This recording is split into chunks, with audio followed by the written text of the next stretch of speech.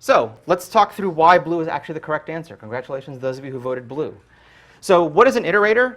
Remember, an iterator is something that is responsible for knowing how to reach into a collection and get elements out of it.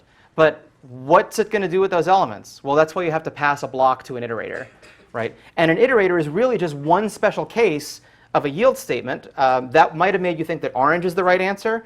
But if you put the sentence together, every yield statement accepts an iterator. No, that doesn't make any sense. An iterator is actually just one usage of a yield statement. Similarly, closures are certainly involved here.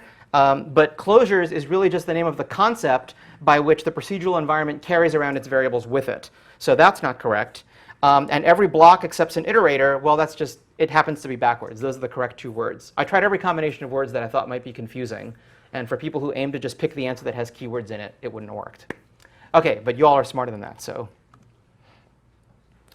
to summarize what we've learned about Ruby, we saw duck typing before.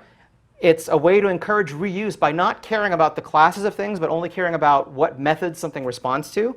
We saw a particular interesting example of that right now, which is that if you create a class that responds to the each method, and if your implementation of each uses yield to yield control back to a block, you can make things like iterators. You can assume that the blocks that get called will have all the variables in scope that they had when they started out.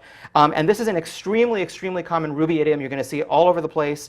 You'll become very familiar with it. And the good news is that when we talk about JavaScript later on in the course, you're going to feel right at home because it's really exactly the same idea.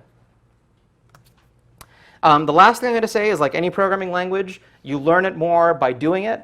It'll become easier as you go. That's why we have an all-new homework assignment called the Oracle of Bacon, which you're going to learn about pretty soon, that will give you even better Ruby chops.